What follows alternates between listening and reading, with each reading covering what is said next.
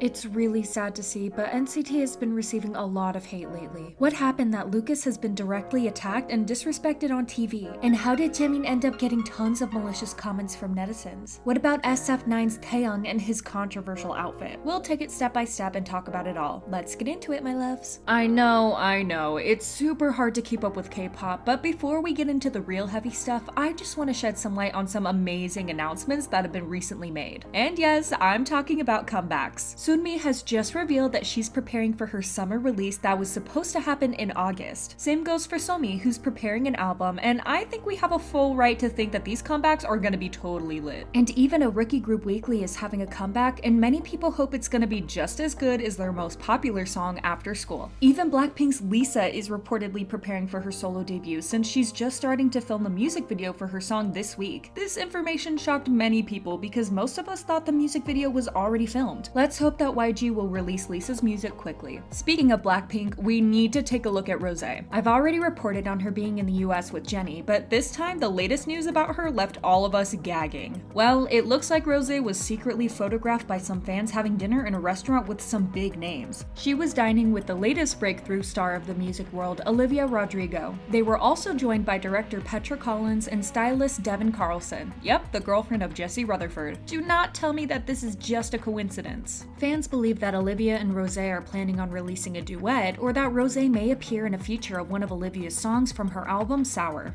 There's just no way that they would dine with a director and a stylist that have previously worked with Olivia on her music videos without planning something, don't you think? Well, some people were concerned that Rosé got photographed while having dinner and they thought she may have stalkers. However, nothing serious happened and Rosé was not disturbed. Anyway, I cannot wait and see if they make an announcement together. The male group SF9 has been attracting quite a lot of attention lately for their comeback with Teardrop. Especially the member Taeyang has been getting some heat for the outfit he wore on the performance on Inkigayo. Before I really dissect this thing, let me just clarify that I will be reacting to what some people had to say about this first. Some netizens considered his clothes to be too controversial and even scandalous. I think it's impossible not to notice this, but it's been kind of a trend for male idols to wear short t-shirts, crop tops, or stripes, and different kinds of belts across their chests. All of this is super cool, and it helps break the stereotypical picture of toxic masculinity. However, in some cases, the clothes may imply something else, and especially when connected to certain dance moves. I mean, remember Only One of's libido? Well, yeah, people think that Taeyang's clothes were simply not it. One netizen wrote, "It's not the exposure that's the issue, the clothing is just overall weird. It doesn't look cool at all." Another person said, "What's over the top with this? Female idols are wearing baby clothing meanwhile." There were also people saying that there's nothing controversial about this and that people are just being overly sensitive. And with that, I can totally agree. It's definitely not my favorite outfit I've ever seen, and I don't think it's very flattering, but I can't see anything scandalous or controversial about it. Taeyang is a hella handsome guy, and what's more, he's definitely not the one picking these clothes. Groups have stylists for a reason, and if there's someone to take the blame, it's them. Anyway, this is literally just an exaggeration, and people need to calm down, period. And now to our dear NCT boys. So much happened with them that I don't even know where to start.